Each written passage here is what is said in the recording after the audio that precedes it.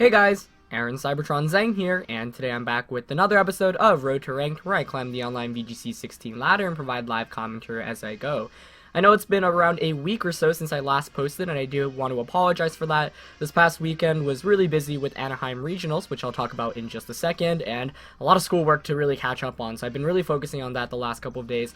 Got a major midterm out of the way, so I do have some more time to make content the next few days. But yeah, so for those that don't know, I went to Anaheim Regionals, which is in Southern California, this past weekend, and I actually ended up winning the entire thing out of around 208 Masters. So you can see this pretty neat trophy I got from Pokemon, and then another trophy that the Anaheim tournament organizers gave out.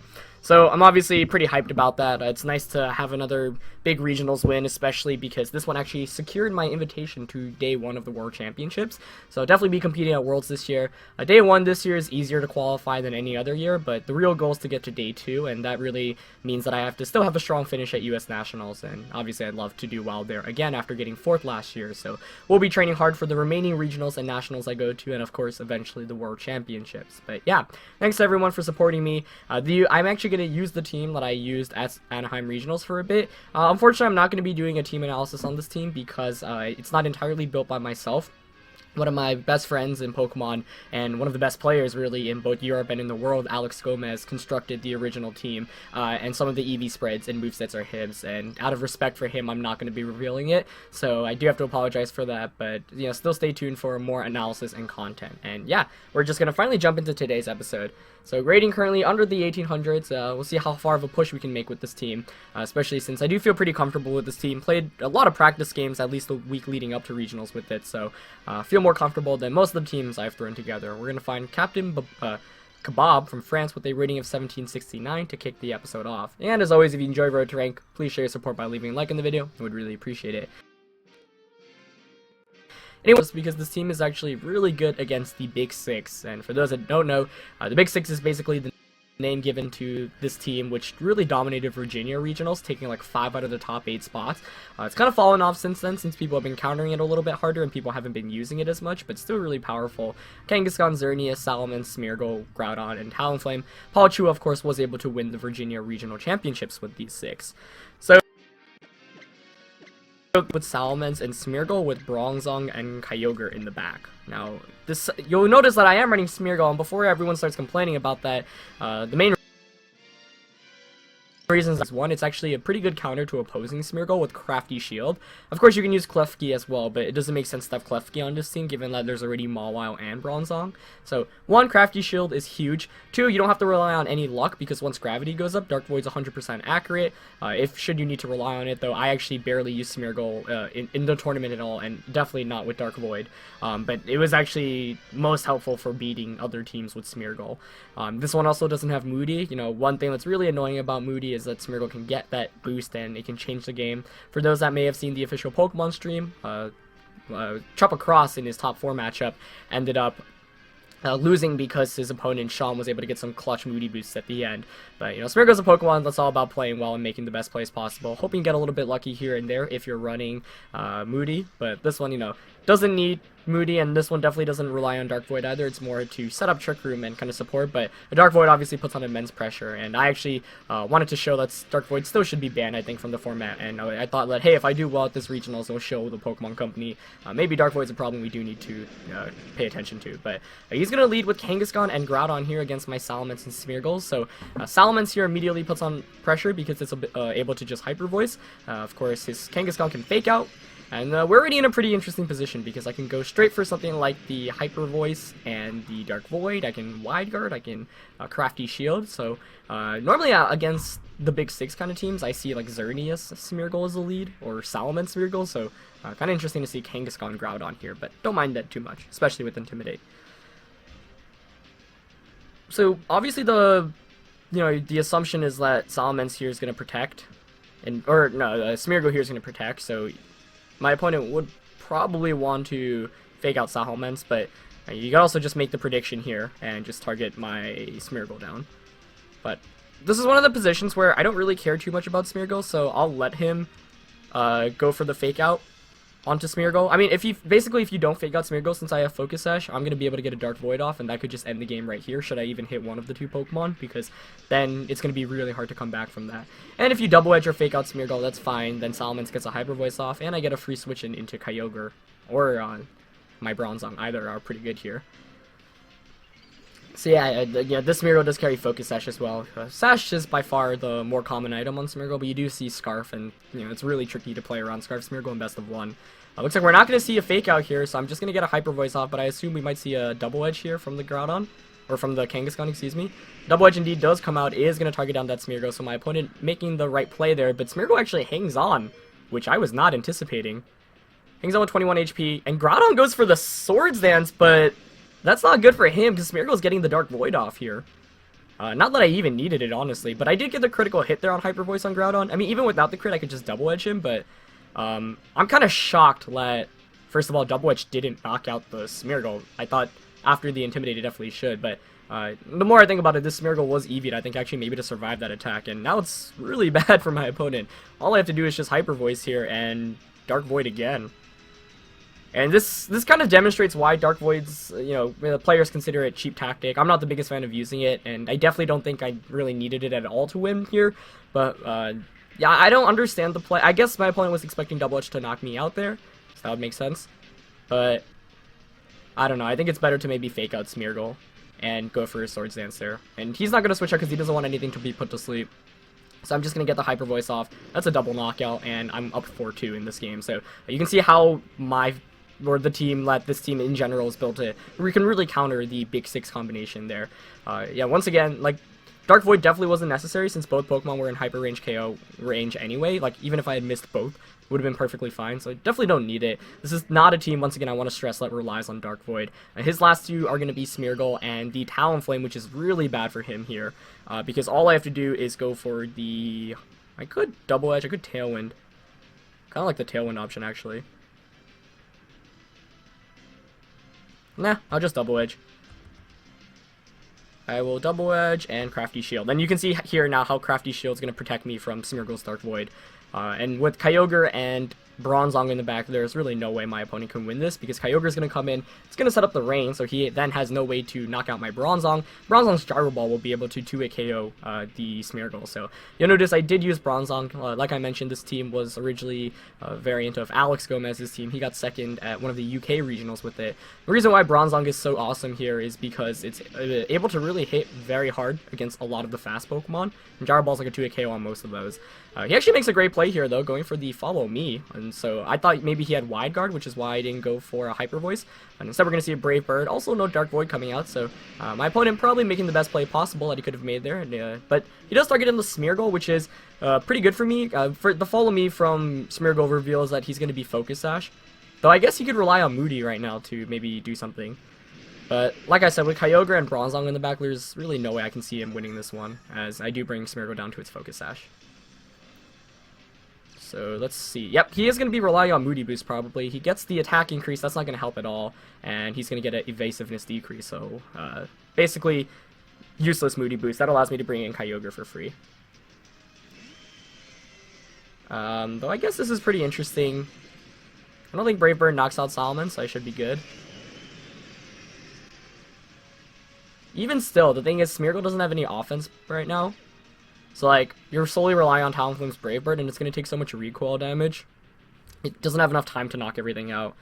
So I'm going to go for the Double Edge once again. And... yeah, I mean, here you probably Brave Bird, hoping to knock out Salamence and Dark Void. So if he doesn't knock out Salamence, he just loses. Even if he does, Dark Void has to connect, and even if it does connect, I still burn a turn of sleep. You could Wide Guard as well. So I would just Double Edge and Scald. I guess you could have Protect on Talonflame, but no Protect coming out. Yep, so Talonflame's going to go for the Brave Bird here. Like I said, probably going to target down Mence. Yep, but it's not going to be able to knock me out, like I said, and that's just going to be game. As Salamence is going to get the Double Edge off. So yeah, the first turn basically on my opponent's end decided this game. Going for the double, I mean, the Double Edge was the right play. I think both of us were a little bit surprised Smeargle hung on. Once again, even without the Dark Void, I'm not sure. Hyper Voice might not have been into a KO on the Groudon, as he is going to get the Dark Void off, but now Smeargle can't actually do any damage against anything, so yeah. So even if I had lost Smeargle that first turn, because he went for a Sword Stance, Groudon wouldn't have been able to do anything. Then the next turn I just switch in Kyogre, and all I have to do is Hyper Voice Water Spout. He has no switch-ins to it whatsoever, especially because he didn't bring Xerneas in this game. So the Smeargle's going to get the boosts here. But yeah, I mean, it's always interesting because personally, I don't know. I think Smeargle with Dark Void and Moody is pretty unhealthy for the format.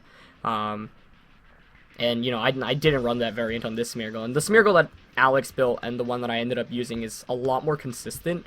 First of all, once again, you don't need to use Dark Void really in most of your games, and, you know, it can save you.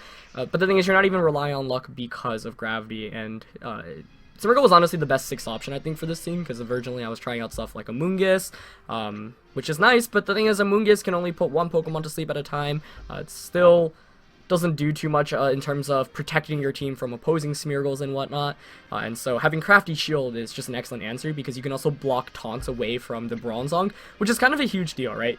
This Bronzong was built to counter Xerneas, to counter Smeargle, especially with the Lumberry. The idea is that you can fall asleep and then set up Trick Room because you have Lumberry and go from there, and, you know, that's basically the case there. And with the Crafty Shield on Smeargle, you can a lot of the times lead Bronzong Smeargle. Basically, you bait the taunt, and, you know, it kind of forces them to taunt the Bronzong too, but you obviously want to taunt Smeargle.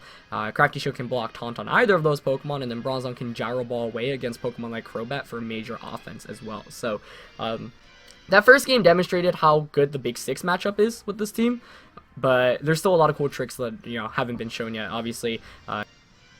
Okay, we're back looking for a second game. Unfortunately, the original second game I have actually just disconnected halfway through on my opponent's end, which was kind of sad because he was actually in an advantageous position and it was looking pretty good for him. But we're going to find our next opponent. It's going to be Flarm, also running a dual primal team here, so I'm pretty excited. Flarm's got a team of Kyogre, Mawile, Salamence, Crobat, Groudon, and Gothitelle. So 4 of the 6 same Pokemon. He's opting to run Gothitelle as a Trick Room user and Crobat most likely as a Tailwind user. Super intriguing team here, and I like it a lot. We also have 2 of the same Megas, or the 2 same Megas, so this matchup's going to be really tricky, I think. A dual Primal in general is really hard for this team, mainly because you don't know how speedy they are, and it comes down... Like, in a best of 3, a good player can adapt, but in a best of 1, you have to play so safe and manage your information well, which is always just really tricky. I don't know, I kind of want to go with Salamence here, since Hyper Voice spam is still really good, but he could just lead Goth Mawile, and that could screw me over. I don't know whether Smeargle's the right Pokemon to bring in this matchup either, but Bronzong, Mawile, Kyogre, Groudon doesn't seem too great either. Let's see. As always, figuring out what to lead with is key. I guess I could go Kyogre Salamence, because the only way he can really beat that is the Groudon in the back, and then Salamence checks Groudon decently well. So if I go Kyogre Salamence with Groudon in the back, and Bronzong is the last one to skill swap, I feel like if I can skill swap Levitate, that'd be great, but Smeargle's also tempting to bring us the 4th one. But I think I'm going to go with Bronzong here. So, it's actually pretty rare to lead with these leads here. Normally, it's typically you see something like, you know, Bronzong, basically with anything. Bronzong's by far the most common Pokemon.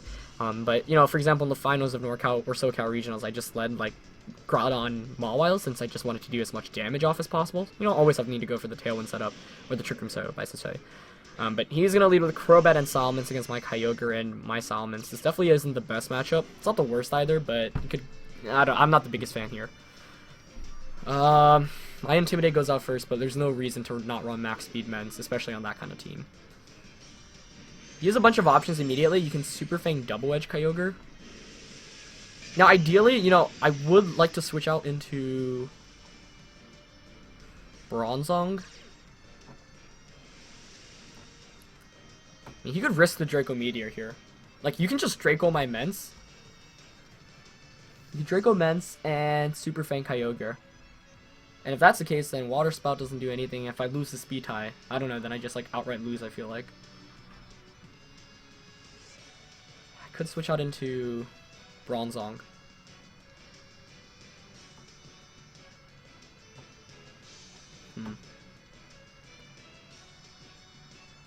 This is quite tough already, but Bronzong's pretty good in this position. I just wonder if he's going to switch in Groudon. I feel like he wouldn't. Bronzong Protect? Or just Attack? I went for the Ice Beam here. I'm just going to go all in, see if I can pick up a knockout. I don't want to risk losing my Mence, though. Most players tend to just Hyper Voice or Double Edge, though. No, he actually withdraws Mets. Into Groudon? Yeah. So I could have just Hyper Voice Ice Beam there. Good play, though. Good play. I wonder what Crobat's gonna do. Presumably Tailwind? That would make the most sense. I mean, Groudon here is still gonna take some damage, but the thing is, I don't have the Kyogre switch in to protect Bronzong right now, which is a huge issue. That was really well played on his end. Yeah, he does Tailwind. So I could have just Hyper Voice Ice Beam. Would that give me that much more mileage? I don't really think so, though. Ice Beam does a very healthy amount there, though. Okay, what do you do if you're my opponent? Fire type attack? Or do you Precipice Blades?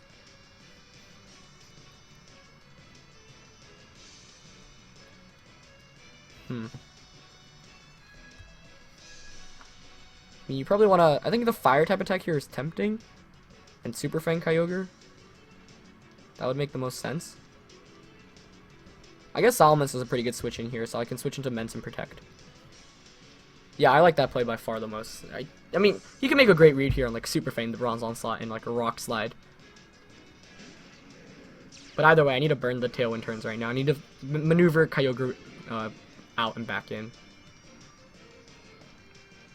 I do have Tailwind on my Mence too, so that could be a potential power play. Wow, but he goes for the Thunderbolt of all moves, and the Whirlwind comes out. What the heck? Thunderbolt Groudon, really? Okay. Well, that's something new. I mean, I don't mind that too much. He just gave me a free Intimidate, and he didn't do any damage. But Whirlwind's a pretty cool move I want to talk about, because it's a nice answer to Xerneas. You know, sometimes you see Crobat with Whirlwind or Haze to get the Xerneas out. But definitely not what I was anticipating there. I mean, here he could Super Fang Thunderbolt Kyogre. I don't like that. Don't like that one bit.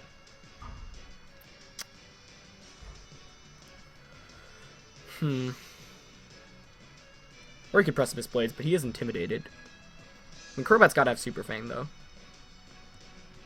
But if I eliminate Groudon, then my Bronzong has a much better time in this matchup, so I guess I'll just P-Blades here. And Ice Beam. I'm just gonna go all in offense this turn. There's the Super Fang. Gonna target down Kyogre. Do we see a Precipice Blades? No, just another Thunderbolt. I don't think... That might not even knock me out. Yeah. I hang on with 9 HP. That's crazy. Why Thunderbolt? I don't... Like, if you have Precipice Blades, that would just be such a better option. I get the Ice Beam. I actually one-hit KO's Crobat as well. If I don't miss Precipice Blades here, that might be game. Okay. I like, yeah, I don't know. You see Thunder or Thunderbolt on Groudon, and I just think that's such an inferior move, because if you can't even pick up a knockout onto Kyogre with Super Fang Thunderbolt, like, that's just completely wasting Tailwind. Like, Precipice Blades is so good, of course it can miss, but like, it just puts on so much pressure in offense, and you kind of need that in this format. So he's gonna have Salamence and Kyogre, obviously, as his last two. This is the last turn of Tailwind as well for him. Game's still not over, though. My opponent can still definitely win this one. Because right now, my position is pretty awkward.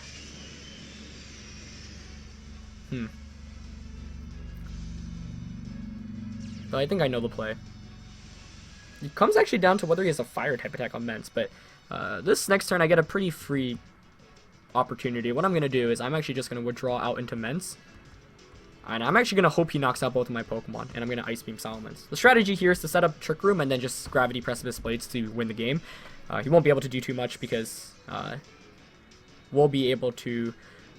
Well, actually, it comes down to how fast he is, but I get the Intimidate off here against Salamence, which is pretty crucial, should he be carrying Double Edge, which most Salamences do. But yeah, Thunderbolt Groudon, huh. I also didn't think Ice Beam would knock out Crobat, that was kind of surprising. But, you know, can't ask for a better turn like the way the last turn played out. Yep, he is just going to Hyper Voice, I'm okay with that. Like I said, I want him to knock out my Kyogre here, but that does so much damage too. Salamence there in normal form. He's going to Water Spout. Yep. Totally okay with that. So just sacrificing both Pokemon here to get the double switch in. And then once Bronzong... I guess if he has a fire type attack on Salamence, that could be interesting. Or like, taunt. But like I said, now all I have to do is protect Trick Room, then Gravity Precipice Blades. And that's why I love Gravity so much, because most people's answers to Groudon are flying type users, like Salamence, or, you know, not... a lot of them are just, you know, more reliable to bring. Like, Salamence, you know, I personally use because it's hard to hit with the Groudon, but Precipice Blades completely negates that. So here, I don't even have to protect, actually. But I'm still going to play it safe here in case this Kyogre is slower, because I want to outspeed the Salamence. So I'm going to protect, and I'll Trick Room.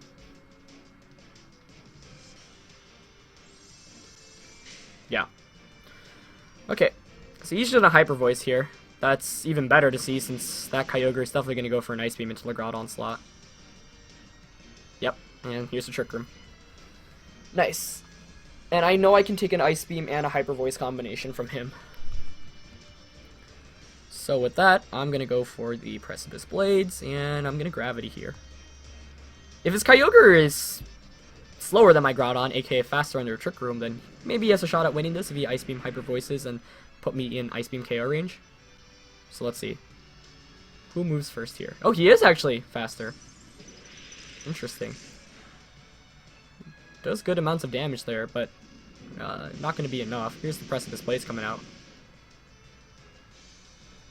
Here's a Hyper Voice coming out. Let's see, that did 61 damage. Oh, it's actually going to be really close here.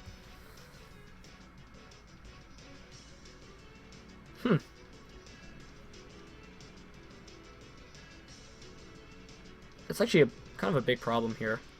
I mean, I could protect Gyro Ball.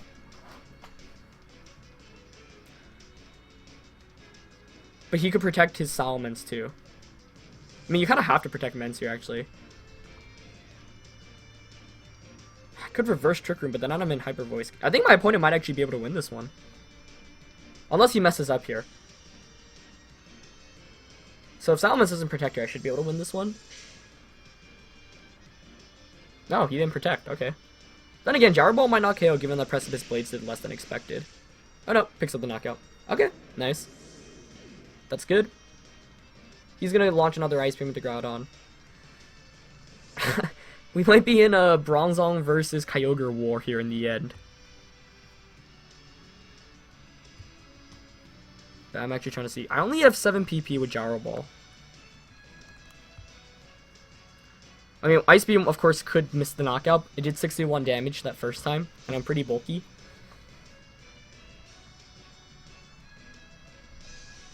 Could go for the double protect play. And Trick Room. That wins me the game 100%. I mean, if I get it, of course. Or I could skill swap, because right now I need to make sure that the sun doesn't go down.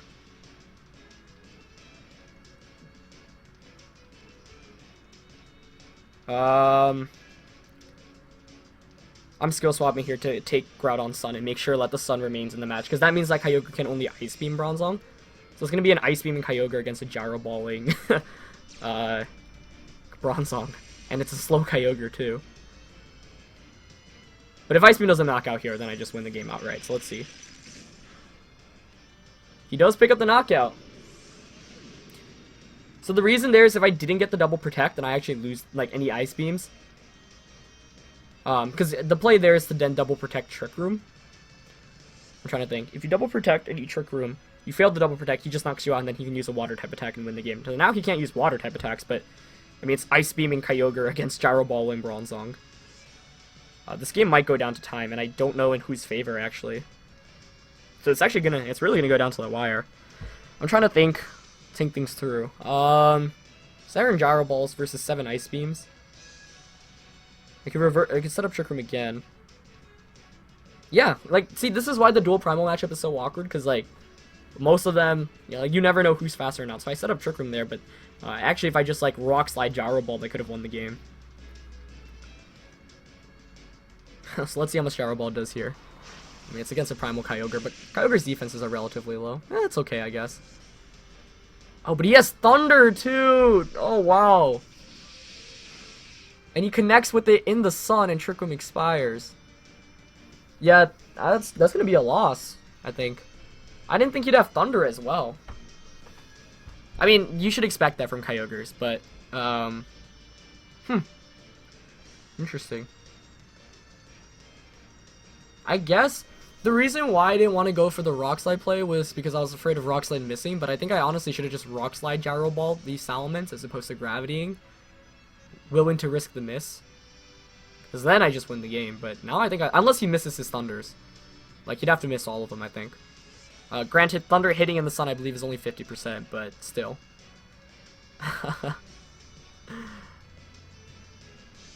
Yeah, there's no reason to set up Trick Room at this point, I guess.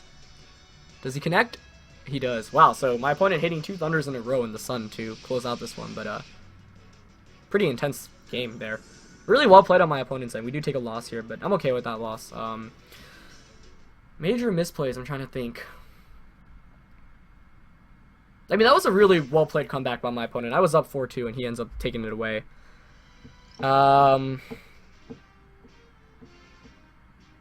reason why I wanted to give up Salamence was because it would be a speed time most likely, so yeah, and what ended up saving my opponent was that his Kyogre was really slow, slower than my Groudon under Trick Room. And the best option for me in the end there would have been to double up onto Laments, I think. I think if I just protected Groudon and Gyro Ball to put the Mence in KO range, then the following turn, Mence would just faint to a Gyro Ball. Like, there wasn't a reason to set up Trick Room. I should have just played more offensively, as opposed to letting it down to chance on how fast this Kyogre is. Because if I protect, yeah, all I have to do is just Gyro Ball the Salamence, and Gyro Ball should be a 2-hit KO onto it. And even if he outspeeds, like, a Protect Gyro Ball means he's in Gyro Ball KO range, so the next turn I can Gyro Ball Precipice Blades. From that, I figure it out. Yeah, so that was a pretty big misplay, I guess, setting up the Trick Room in the end there, too. I was so set on this Gravity strategy, which would have worked out perfectly if his Kyogre was slower or faster, but, you know, that's something I should have considered a little bit better. And, you know, Dual Primal wasn't something I practiced against too often or saw against too often since it wasn't that popular before that Regionals. I do think it's going to pick up in popularity a lot, so a bunch of good lessons to learn from that game. But yeah, do split this one 1-1. I'm okay with that, and we'll see how we can continue out throughout the week. But thank you guys for supporting me. Thanks to all of those who tuned out to the stream and supported me on social media for Anaheim Regionals. Really excited to be back at Worlds again, and I'll do my best the rest of the season. So yeah, gonna be it for this episode. I'll see you guys next time. Alright, peace.